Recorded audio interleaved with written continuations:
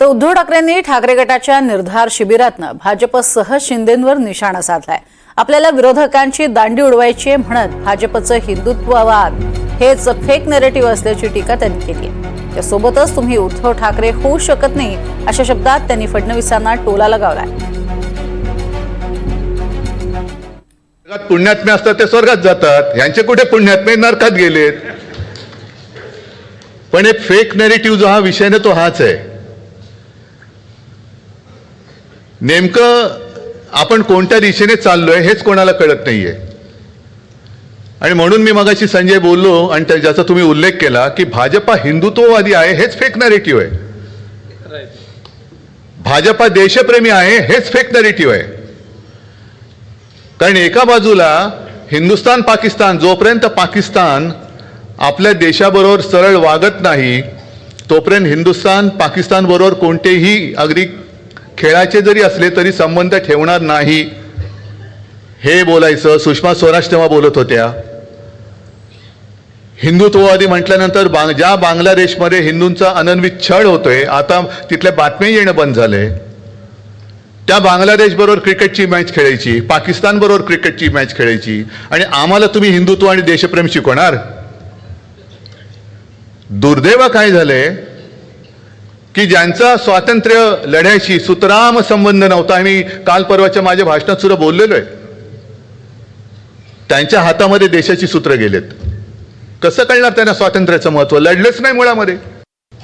आता अधिवेशन सुरू आहे, देवेंद्र फडणवीस काल परवाकडे बोलले, काय कशाचा काय संबंध?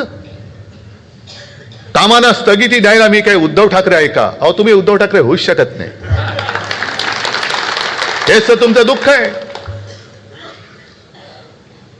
कारण नुसतं माझ्या राज्याचं नुकसान होऊन मालकाच्या मित्राच्या खिसे भरणाऱ्या कामांना नुसती स्थगिती नाही तर ठामपणे नकार दिला तिकडे उद्धव ठाकरे पाहिजे। ते देवेंद्र फडणवीस सारख्या येरागडबडचं काम नाही येते। आणि देवेंद्रजी तुम्हाला उद्धव ठाकरे व्हायचं असेल तर उद्या अर्थसंकल्प जाहीर होतोय।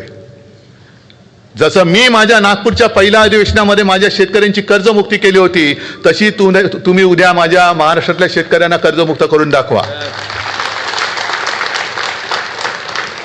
मी माझ्या वचननाम्यातलं पहिलं वचन गोरगरिबांना 10 रुपयामध्ये शिवभोजन हे माझ्या नागपूरच्या पहिल्या अधिवेशनात जाहीर केलं होतं। तुम्ही माझ्या महाराष्ट्रातल्या माता भगिनींना 2100 रुपये उद्याच्या अर्थसंकल्पात जाहीर करून दाखवा आणि मग माझ्याशी बरोबरी करा।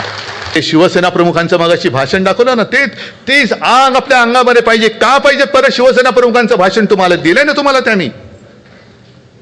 अरे संपूर्ण आयुष्य त्यांनी उधळून टाकलं आपल्यावरती। काय आपण आपल्याला त्यांनी जी काय जडणघडण केली ती काय अशीच नुसते काय मातीचे गोळे बनवायला नाही केली। जो महाराष्ट्र आपण म्हणतो दगडांचा देश, होय आम्ही आहोत, दगड आहोत।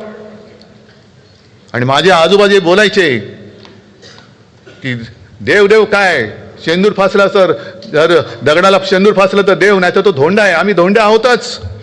जो कोणी आमच्या महाराष्ट्राच्या मुळावर येईल त्याचा कपाळ मोक्ष करण्याची ताकद आमच्या या सगळ्या मराठी मनामध्ये आहे।